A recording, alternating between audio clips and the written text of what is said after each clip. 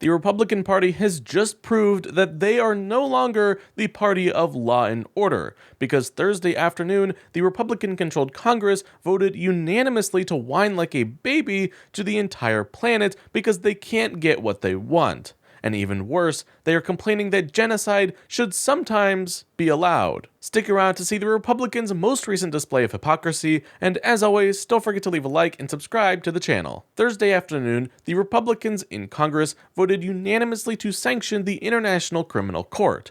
What exactly does that mean? Well, the International Criminal Court is a legal system that pursues global criminals. From drug cartels, to terrorists, to dictators, if you commit a crime against humanity, the ICC comes after you. The problem is that recently the ICC issued a criminal arrest warrant for Benjamin Netanyahu, leader of Israel, for crimes against the people of Palestine. You know, crimes like bombing hospitals, shooting at children, or even telling people to avoid danger by moving to refugee zones and then launching missiles into those refugee zones. Now, not all countries in the world are a part of the ICC, but those that are required to arrest Netanyahu if he visits their country. He's had to cancel many trips around the world because world leaders have threatened to arrest him if he visits their country. Well, Republicans in Congress are not very happy about that. The United States supported the creation of the ICC in the early 2000s and many other temporary international courts over the last 100 years. The US also supported and helped draft many of the war crimes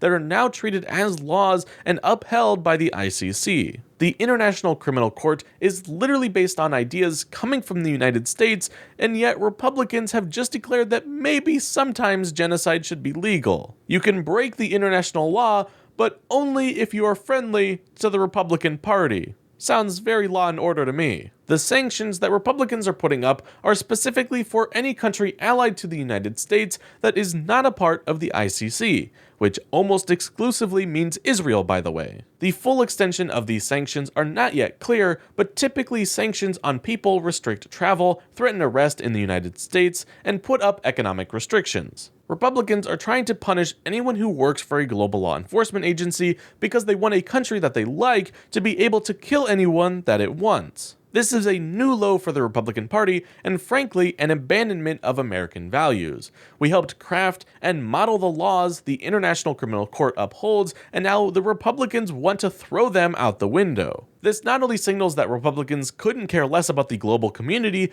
but at this point, why should any other countries avoid war crimes? Why would any other country respect the human race? If Americans' friends can do whatever they want, why can't anyone else? This is the lawless world that Republicans want to present, and we as Americans need to do better, and we can do better. But we have to start by being informed. And what better way to stay up to date than making sure to subscribe to Issue Addict for daily political updates. See you next time.